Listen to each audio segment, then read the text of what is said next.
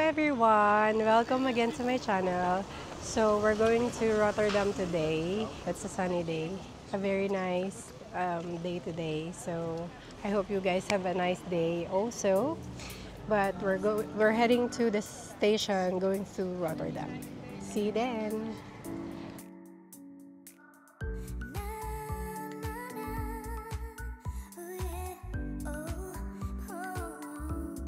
So guys, I forgot to tell you, it's Saturday today. It's a kind of weekend na manonood kami ng North Sea Jazz. The North Sea Jazz is a worldwide jazz concert. So that's one of the very nice festival that event in Rotterdam. It's Rotterdam. Yeah, and look at how many people. Well, dito nga kami kasi nakatira sa city, so nice weather, nice sun, and holiday na, vacation na, no? Oh, start na. That's why. So vacation month na, kaya ang dami naming turista dito. So yeah, and everybody is preparing to the Gay Pride by 2 weeks from now. So I think it will be starting on 25th of July, isn't it, Bob? Yeah, 25th. And then until August 3. So yeah. So guys, humahanap kami ng post box kasi kung natatandaan nyo, yung isang vlog ko, naghulog ako ng sulat. I forgot to put the number of the street. So, hindi sa kanya nakakarating. And I need to do it right away because that's very important for my accounting. So, it's about tax. So, nandito ulit tayo sa may gilid ng Palace. Nakita niyo na din to, guys. Kapag pumupunta kaming Central Station, dito kami ngayon. Kasi 2 years nga gagawin yung tram station dun sa malapit sa bahay namin. So, we need to search for a post box, like yung orange post box, para hulog namin yung sulat. Kasi kapag hinulog namin sa mismong hulugan na store, it takes ages kapag na-receive nila. So, para siyang package kasi kapag dun sa mismo. Pero kapag dun sa post box na yon, madali lang nila matatanggap yung documents. Hi guys! Nandito na tayo sa Central Station, Amsterdam Central Station.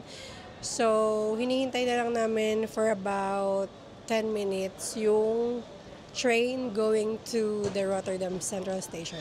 And then after that, punta tayo sa tram para right away dun sa North Sea Jazz, which is we're going to feature out in this vlog. Yes, we're going to Rotterdam na. Nasa train na kami. So, cheers. Sloterdijk, Haarlem, Heemstede, Aarschot.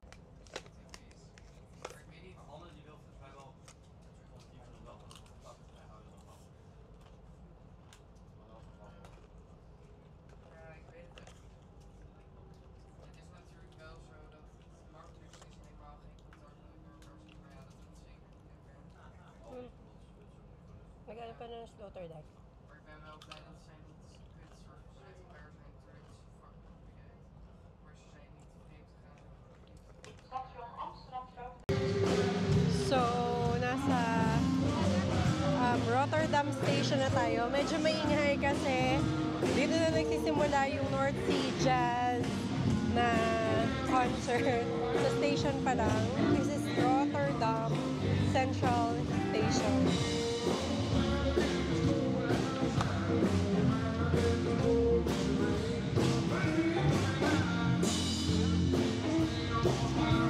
Look at that. na kagad dito.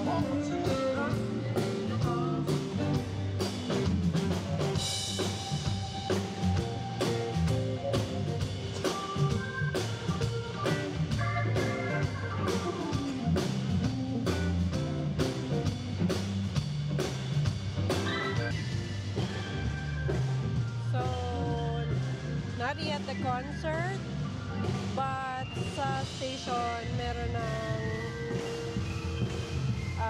tumutugtog. And we're going to the tram station. Did you check already? Huh? What? Did you check already? Yeah. What tram? D. Huh? D. Letter D. Letter D. So we're going to ride the letter D there. Letter D tram going to the festival. So this is the Rotterdam. Let me check here. This is the Rotterdam Central Station. It's huge. So, dito sa Rotterdam, dito yung mga seaman anong tawag doon? Nag-i-stay. Kumbaga, kasi dito yung haven. Haven means, what is that, Bob? Haven in English is port. Ayun. Dito yung port means, what is that, Bob? Haven in English is port. Ayun. Dito yung port throughout Europe. Dito yung mga ini-import and export also na through sea. So this is called Central Station Rotterdam. That was it. And then, yun lang. We're going to D. Yeah. So, that's kind of nice weather. Let's see something. See that? Yeah. Dito may mga matataas na building na. So, because it's a center. Then,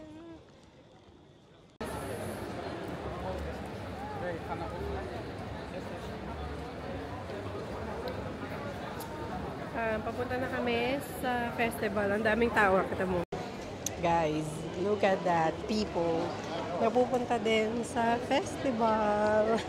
Sabay-sabay kaming lalakad. That's really funny. Amazing.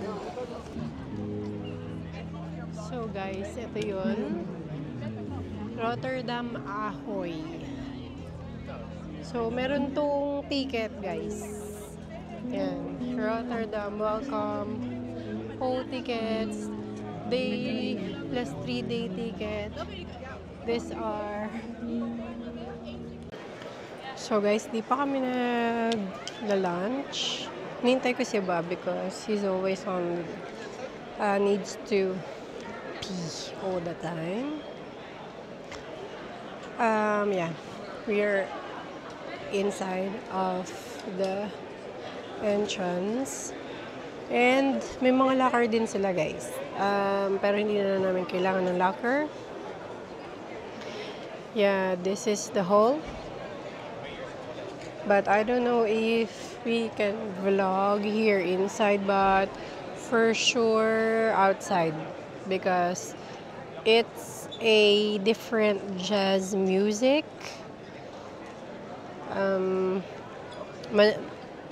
Parang every stage pupuntahan namin ni Bob. Here's Bob, people P. So, yan.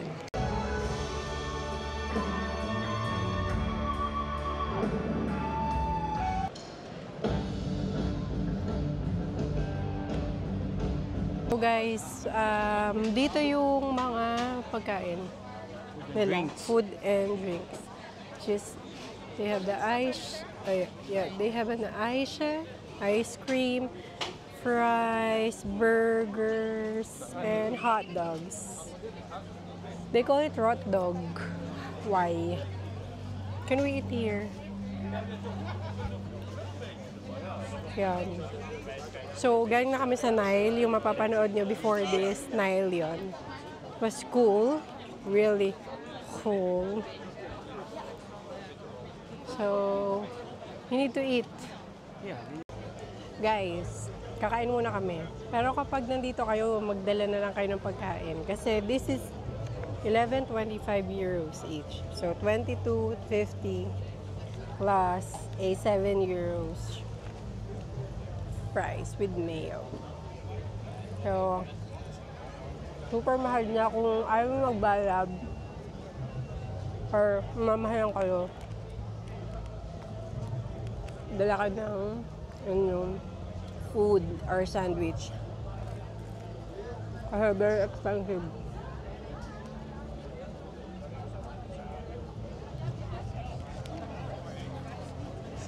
Ito muna ako. The Hans Wurst hotdog. Sabi nila hotdog daw to na may cheese na may bacon wrap. So,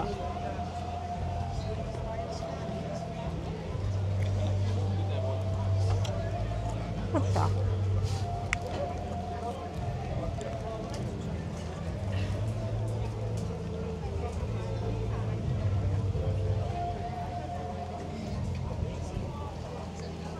Sarap.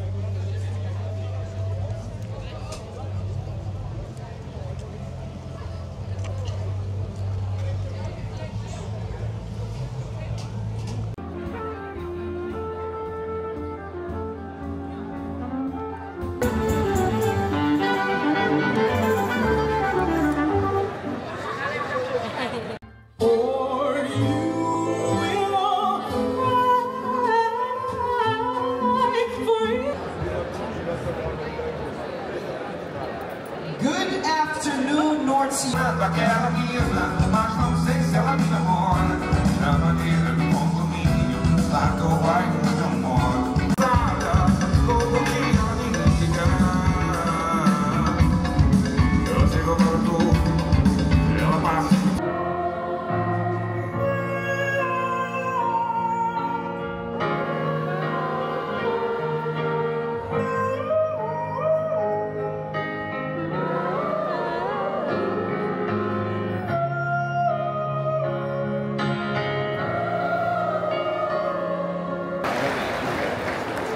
Hey, Bobby.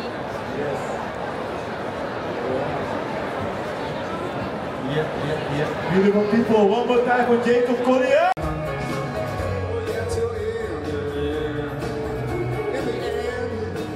Hi guys! So, pagod ako. Pero it was really fun. Too tiring, but it's really fun. We just finished our North Sea Jazz concert experience. It was really, really fun. That's just once in a year concert of all jazz artists in the world. This is North Sea Jazz is those jazzer has their own composition. So it's great to have fun with Ahoy Rotterdam. Well, see you later. Uwi na kami. Going home. Hi guys. So, mag-11 o'clock na. Nandito na kami sa Amsterdam. Likod namin is Amsterdam Central. So, wala na kaming makakain. Wala nang makakain niya. Kung hindi KFC, pupunta kaming KFC. Here. Kung open pa. Ito yung Victoria Hotel. Huwag nyo nang itanong, pero sasabihin ko. Victoria Hotel. So, sana bukas pa yung KFC kasi ang laging bukas lang dito mostly KFC tsaka McDonald's. The Macca. So, ang dami pa rin tao, guys. Kahit na mag-11 o'clock.